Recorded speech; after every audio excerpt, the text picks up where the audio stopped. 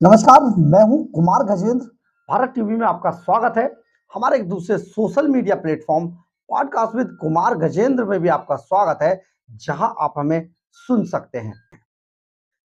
एक आतंकवादी और एक आतंकवादी संगठन, इन दोनों के लिए क्या कोई सरकार या सरकार का मुखिया अपने पूरे राजनीतिक जो कैरियर है उसको तबाह कर सकता है, उसको दांव पर लगा सकता है? ऐसा कम ही सुनने में आता है।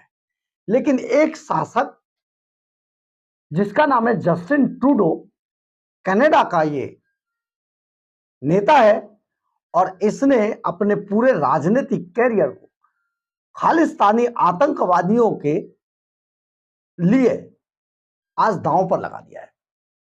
कनाडा के अंदर खालिस्तानी आतंकवादी इस कदर सक्रिय हैं कि अब वो भारतीय राजदूतों के सर पर इनाम भी रखने लगे। जी हां, ये हम ऐसे ही नहीं कह रहे हैं। दरअसल कनाडा के अंदर सक्रिय सिख फॉर जस्टिस आतंकवादी, जो खालिस्तानी आतंकवादी संगठन है, उसने भारतीय राजदूत संजय वर्मा के सर पर $5 लाख का इनाम घोषित कर दिया है। और $5 लाख का इनाम घोषित होने के बाद पूरे देश के अंदर, पूरे कनाडा के अंदर आज बवाल मच गया।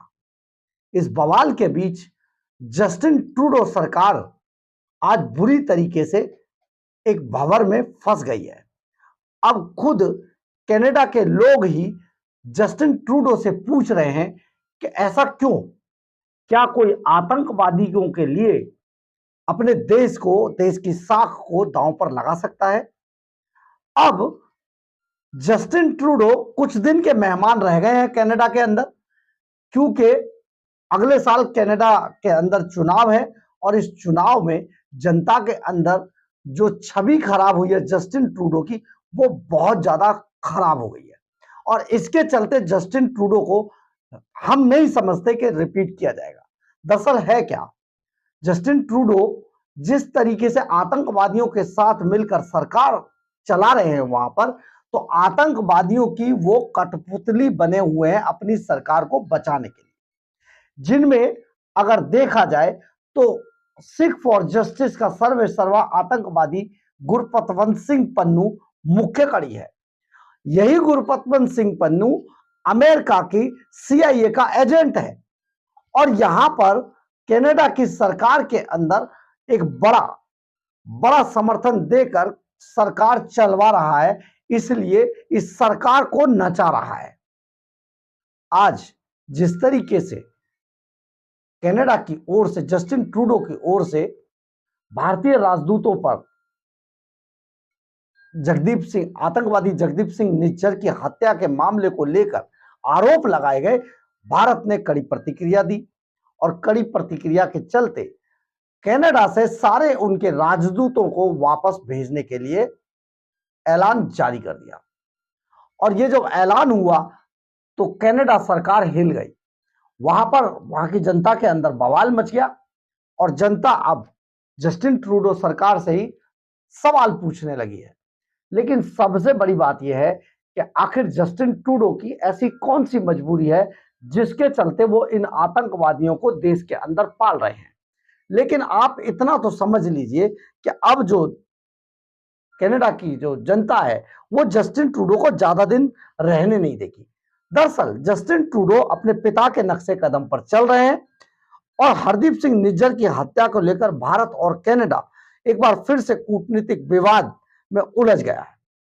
जस्टिन ट्रूडो सरकार ने भारतीय राजनयिकों को निज्जर की हत्या का आरोप लगाया, तो भारत ने एक्शन लिया। उनके पिता भी इसी तर्ज पर पहले खालिस्तानी आतंकवादियों का समर्थन कर चुके हैं, जिसके बाद साल 1985 में 182 पैसेंजर से भरी एयर इंडिया की फ्लाइट को बम से उड़ा दिया गया था। ये बड़ा गंभीर मामला था, और उस टाइम सत्ता में जस्टिन ट्रूडो के पिता हुआ करते थे।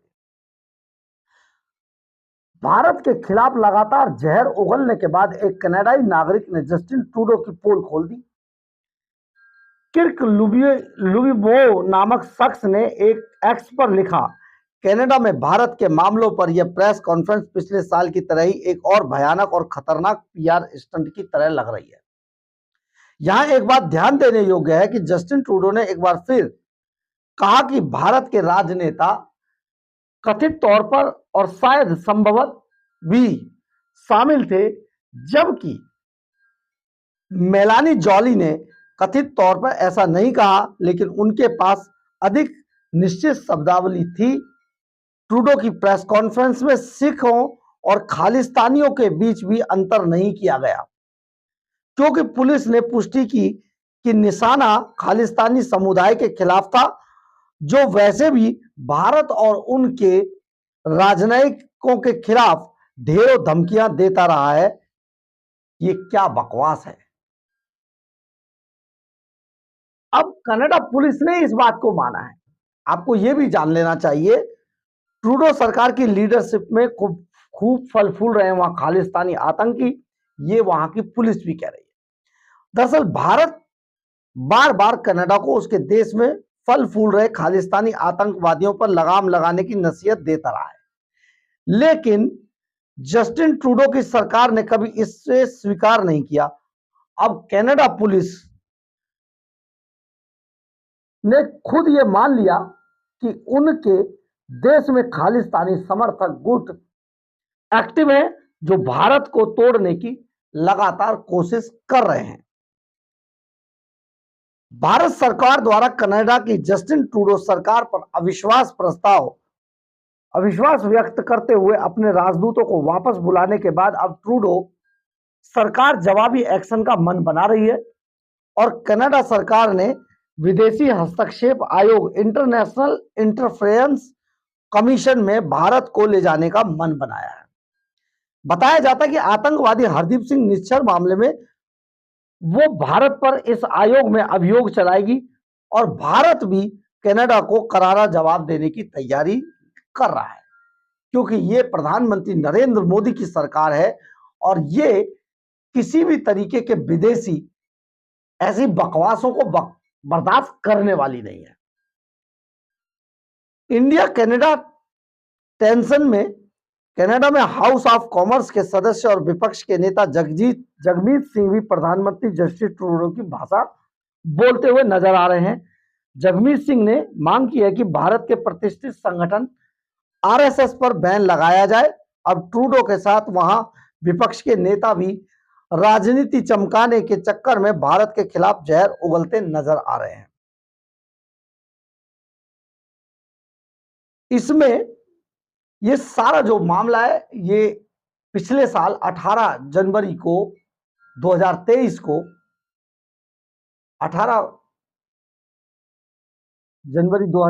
को आतंकवादी जो हरदीप सिंह निज्जर की हत्या हुई थी, उसको लेकर ये पूरा मामला आगे चल रहा है।